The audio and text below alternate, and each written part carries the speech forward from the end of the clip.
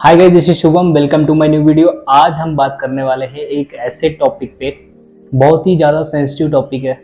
बहुत ही ज़्यादा मतलब मैं कुछ भी एक लेवल ऊपर या इधर उधर थोड़ा भटकता हूँ तो लोग तुरंत कमेंट में क्रिटिसाइज करने लग जाएंगे। थंबनेल देख के तो पता लग ही गया होगा कि हम बात क्या करने वाले हैं आज के टॉपिक में। तो ये मैं वीडियो थोड़ा लेट अपलोड करने लग रहा हूँ क्योंकि मैं नहीं चाहता था, मुझे पता था ये टॉपिक थोड़ा लंबा होने वाला है और मैं उसी टाइम पे गर्मा गर्मी में नहीं चाहता था ये वीडियो अपलोड करना। ये कंट्रोवर्सी जितनी सिंपल दिखती है उतनी ही ज्यादा कॉम्प्लेक्स है। आज हम इस टॉपिक पे सारे पॉइंट डिस्कस करेंगे और इसमें बहुत सारे फैक्टर्स इन्वॉल्व हैं, उनको हम एक एक करके डिस्कस करेंगे। तो सबसे पहले स्टार्ट करते हैं वहां से जहां से ये मामला स्टार्ट हुआ। सबसे पहले बात करते हैं हम ज्ञानवापी मस्जिद के बारे में। तो ज्ञानवापी मस्जिद सबको पता होगा कहाँ पे है, और जिन लोगों को नहीं पता है तो मैं यहाँ पे बता देता हूँ। ज्ञानवापी मस्जिद काशी विश्वनाथ जो मंदिर है वाराणसी में, उसके पास में मौजूद है, एक कॉम्प्लेक्स है। अगर बात करते हैं तो 1669 में औरंगजेब जब आए थे, यानी मुगल का जब रूल होने लग रहा था इंडिया पे, तब वहाँ के काशी विश्वनाथ मंदिर को तोड़ के मस्जिद बनाई गई थी, ऐसा लोगों का कहना है और ऐसे कुछ फैक्ट्स भी अवेलेबल हैं। अब यहाँ पे एंट्री होती है इंदौर की महारानी अहिल्या होलकर की, जिन्होंने 12 ज्योतिर्लिंगों का एक मंदिर बनवाया, काशी विश्वनाथ का मंदिर बनाया, जो हिंदुओं की आस्था का प्रतीक है। यानी 100 ईयर के बाद में 1780 में रानी अहिल्या ने वहां पे काशी विश्वनाथ मंदिर बनवाया। ज्ञानवापी मस्जिद पे जो विवाद चलने लग रहा है वो 1991 से चल रहा है और अभी तक हम उसी स्टेज पे हैं। ऐसा सुनने में भी आया है कि 1991 में वहाँ के एक लोकल पुजारी ने ज्ञानवापी मस्जिद में पूजा करने की परमिशन ली थी वहाँ से लोकल अथॉरिटीज में, जिसकी परमिशन शायद नहीं मिली थी। अभी भी ऐसे ही सेम चलने लग रहा है। इसका कोई भी मतलब मैं बोलूँगा प्रूफ अवेलेबल नहीं है। ये कुछ रिसर्च करने से ही पता चला है कि हाँ 1991 में भी ऐसा हुआ होगा, हो सकता है हुआ हो। आपका क्या राय है एक बार कमेंट में बताओ। 18 अप्रैल 2021 में दिल्ली में रहने वाली 5 महिलाओं ने वाराणसी कोर्ट में ये पिटीशन फाइल करी कि जो मस्जिद है उसके साइड आउटर वॉल पे कुछ हिंदू गॉड्स के पिक्चर बने हुए थे, जिनकी पूजा करने के लिए उन्होंने परमिशन मांगी, जिसके लिए वाराणसी कोर्ट ने एक कमेटी बनाई और ज्ञानवापी कॉम्प्लेक्स के बेसमेंट का वीडियोग्राफी करने के लिए एक रिक्वेस्ट की और उसको सबमिट करने के लिए बोला। लेकिन मस्जिद कमेटी ने क्या इस सर्वे को बीच में ही रुकवा दिया। उस कमेटी के हिसाब से जो सर्वे कंडक्ट होना था वो मस्जिद के वॉल की चारों तरफ कंडक्ट होना था।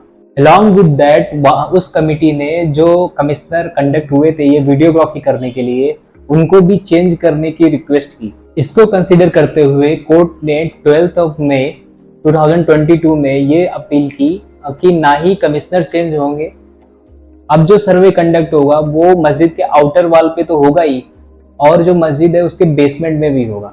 इसकी जो रिपोर्ट है वो 17 मई 2022 को सबमिट करने के लिए बोला। इस ऑर्डर को अपोज करते हुए मस्जिद कमेटी के अंजुमन इंतजामिया ने सुप्रीम कोर्ट में एक पिटीशन फाइल करी, जो कि ये बताता कि जो 1991 और 2021 में जो पिटीशन फाइल हुई थी, दोनों पिटीशन अगेंस्ट है ये सर्वे के। अब उसमें ये था कि अयोध्या का जो डिस्प्यूटेड लैंड है उसको छोड़ के जो अलग जगह हैं वो 1947 के टाइम पे जो जहाँ पे जो लैंड है वो वहीं पे रहेगी, उसमें कोई भी बदलाव नहीं होगा सिवाय अयोध्या का डिस्प्यूटेड लैंड छोड़ के। 17 मई 2022 में फाइनली वो रिपोर्ट सबमिट हुई, जो वाराणसी कोर्ट ने रिक्वेस्ट की थी कमेटी को सबमिट करने के लिए। तो सर्वे के बाद में ज्ञानवापी मस्जिद में एक स्ट्रक्चर पाया गया। कुछ लोगों के हिसाब से वो एक शिवलिंग था और कुछ लोगों के हिसाब से वो एक फाउंटेन था। मीडिया में सिर्फ यही खबर जो सामने आ रही थी वो यही थी कि वहां पे एक शिवलिंग है। ये चीज को नोटिस करते हुए सुप्रीम कोर्ट ने मस्जिद को सीज कर दिया। उसके बाद में इस टॉपिक पे कोई भी इन्वेस्टिगेशन नहीं हुई ऑफिशियली, लेकिन व्हाट्सएप यूनिवर्सिटी, फेसबुक पे, सोशल मीडिया पे ये सारा मैटर जो है वो ट्रेंड करने लगा। अलग अलग लोगों के हिसाब से अलग अलग चीजें हो रही थी। कुछ लोग उसको शिवलिंग से कंपेयर कर रहे थे, कुछ लोग उसको डिवाइडर से कंपेयर करने लग रहे थे, रोड साइड में जो हैंड रेल्स बने होते हैं उनसे कंपेयर कर रहे थे। तो अलग अलग लोग अलग अलग अपना अपना ओपिनियन शेयर कर रहे थे सोशल मीडिया पे। देखते देखते ये एक ट्रेंडिंग टॉपिक बन गया हफ्ते 2 हफ्ते के लिए।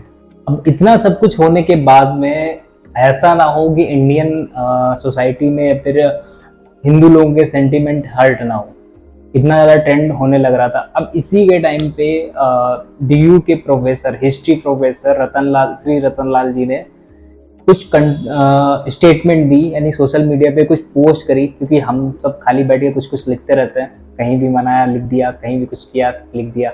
तो वो भी वैसे ही अपना कुछ ओपिनियन देने लग रहे थे। सेक्शन 153A 295A के तहत मुकदमा दर्ज हुआ हिस्ट्री प्रोफेसर रतनलाल जी के ऊपर। अभी तक ये कोर्ट ने डिसाइड नहीं किया है कि वो गिल्टी है या नहीं है, लेकिन हमारी सोशल मीडिया ने ये डिसाइड कर लिया है कि वो गिल्टी हैं। अब इतना सब कुछ होने लग रहा था, हमारी मीडिया कैसे शांत बैठ सकती थी। उन्होंने 26 मई को BJP spoke person Nupur Sharma को अपने चैनल डिबेट में इनवाइट किया।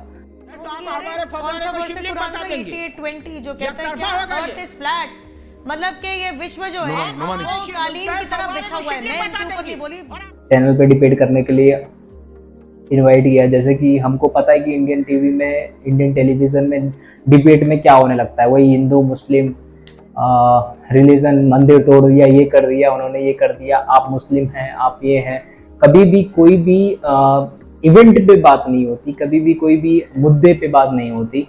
जब भी बात होती है तो बात होती है धर्म की।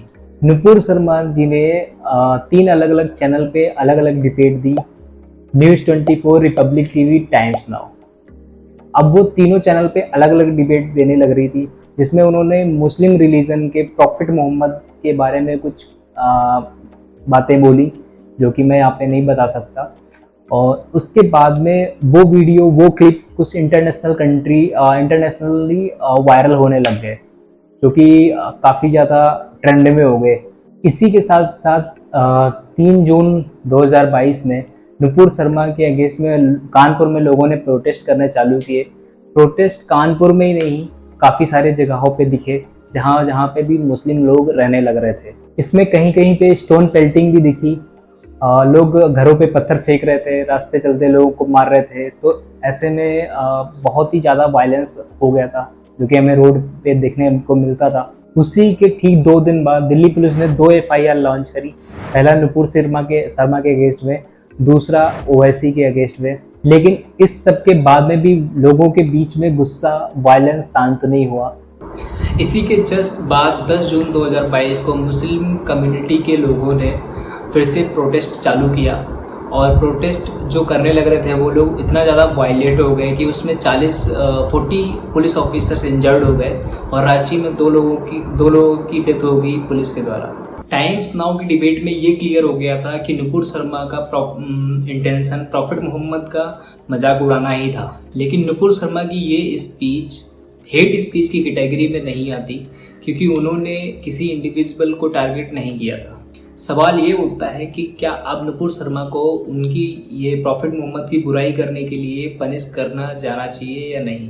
आप ये कमेंट में बताओ। सोसाइटी में एक इन्फ्लुएंस होल्ड करने वाले पर्सन को कभी भी एक हेट स्पीच या फिर एक ऐसी चीज़ों को नहीं बोलना चाहिए, क्योंकि काफ़ी ज़्यादा लोग उनको फॉलो करने वाले हो जाते हैं, और फिर उनसे इन्फ्लुएंस होके लोग कुछ ऐसा करने लगते हैं कि जो कि उन्हें नहीं करना चाहिए। एक इंटरनेशनल टीवी प्लेटफॉर्म पे जाके एक ऐसा स्पीच देना काफ़ी गलत बात है, और जो कि उन्होंने गलत किया भी है। अब ये बात ऑब्वियस हो गई थी कि काफ़ी सारे लोग नुपुर शर्मा की ये स्टेटमेंट को सुनने के बाद में खुश नहीं थे। बहुत सारे लोग डिसएग्री करते थे इनकी बातों से। अब ऐसे में बहुत सारे लोग नुपुर शर्मा को पनिशमेंट की डिमांड करने लग रहे थे। डिसएग्रीमेंट इतनी ज़्यादा ऊपर लेवल तक चली गई थी कि लोग धमकी तक देने लगे थे, रेप की, डेथ थ्रेट्स की। तो अगर मैं बोलूँ कि अगर कोई सामने वाला आदमी किसी को हेट करने लग रहा है या फिर कोई कमेंट ऐसी करता है, तो क्या हम इतने ज़्यादा अनमेच्योर हो जाएंगे कि हम किसी को कुछ भी बोलने लग जाएंगे? नुपुर शर्मा के ABP न्यूज़ के इंटरव्यू के बाद में उनको इंडिया से ही नहीं बल्कि इंडिया से बाहर कंट्री से भी मारने की धमकी आने लगी। इवन इंडिया में बहुत सारी जगह नुपुर शर्मा के पुतले जलाए गए, उनके पुतले को हैंग किया गया। इंडिया में पुतलों को जलाना, पुतलों को हैंग करना एक आम बात है, लेकिन ये जो टॉपिक चलने लग रहा था ये एकदम अलग टॉपिक था, एकदम अलग चीज़ थी।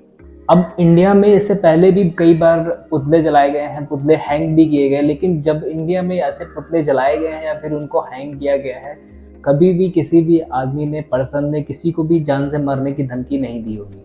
लेकिन ये वाले केस में हमें ऐसा देखने को मिलता है, पुतला जलाने के बाद में सामने वाले को जान से मारने की धमकी दी जाती है। कानपुर और इलाहाबाद, प्रयागराज, कानपुर और प्रयागराज जैसे शहरों में जो वायलेंस हुआ था, जो प्रोटेस्ट हुए थे, अब उनको कंट्रोल करने के लिए गवर्नमेंट ने रूल और रेगुलेशन को साइड में रख दिया। उन्होंने इंस्टेंट पनिशमेंट का सहारा लिया, गवर्नमेंट ने इंस्टेंट पनिशमेंट का सहारा लिया और जो लोग प्रोटेस्ट करने लग रहे थे उनके घरों को डिमोलिश कर दिया। तो प्रोटेस्ट करने वालों के लिए क्या ये एक सही डिसीज़न या फिर सही काम मैं बोलूँगा, सही तरीका बोलूँगा? प्रोटेस्ट करने के लिए एक घर से बहुत ज़्यादा 1 या 2 लोग जिम्मेदार रहे होंगे, या फिर 2 लोग उस प्रोटेस्ट में या फिर वायलेंस में शामिल हुए होंगे। अब 1 या 2 लोगों को गलत ठहरा के किसी के घर को डिमोलिश कर देना, जिस घर में 4-5 लोग और रहने लग रहे हैं, यानी एक कंप्लीट फैमिली रह रही है। आप समझ रहे, क्या ये करना सही था? कमेंट बिलो आप बताओ। या फिर अगर ये ना करके गवर्नमेंट को इंस्टेंट पनिशमेंट क्या देना चाहिए था, या फिर उस इंसान को, उस अक्यूज्ड को देना चाहिए था जो ऑलरेडी गलत करने लग रहा था, या फिर जिसने ये प्रोटेस्ट किया था, जिसने ये लीड किया था, उसको पनिश करना चाहिए था, या फिर उनके घरों को उजाड़ देना चाहिए था, डिमोलिश कर देना चाहिए था? Comment below. एक चीज़ यहाँ से हम सबको सीख लेनी चाहिए, और मेरा मानना है कि मीडिया चैनल्स को भी सीख लेनी चाहिए। किसी भी एक डिबेट से इतना ज़्यादा इन्फ्लुएंस हो सकता है और लोग इतने ज़्यादा वायलेट हो सकते हैं, और स्पोक पर्सन को यहाँ से एक सीख लेनी चाहिए कि उनको ऐसे प्लेटफॉर्म पे जाके क्या बातें बोलनी है और क्या बातें नहीं बोलनी है। अब ये मुद्दा यहीं पे ख़त्म नहीं होता, इसके बाद भी 2 इंसिडेंट हमारे यहाँ पे हुए हैं, एक उदयपुर में, दूसरा अमरावती में। दोनों इंसिडेंट सेम स्टाइल में हुए हैं और काफ़ी ज़्यादा दर्दनाक है। मैं ये बोलूँगा यार, कभी भी इस्लाम ये नहीं बोलता, कोई भी धर्म ये नहीं बोलता कि आप ऐसे काम करने लग जाओ या फिर आप धर्म के ठेकेदार बन जाओ। क्या जिसने तुमको बनाया, जिसने तुमको सही राह पे चलना सिखाया, वो नहीं बोलता कि तुम मेरी रक्षा करो आगे, वो अपनी रक्षा खुद ही कर सकता है। और ऐसे चीज़ें करने से पहले एक बार ज़रूर सोचो कि जिस रिलीजन में रहने लग रहे हो, जो काम करने लग रहे हो, जो कास्ट में करने लग रहे हो, आपके ऐसा करने के बाद में बाकी लोगों पे क्या असर पड़ेगा। आप अकेले नहीं हो, आप मुसलमान या फिर आप हिंदू अकेले नहीं हो, तुम्हारे साथ में बहुत सारे भी लोग हैं।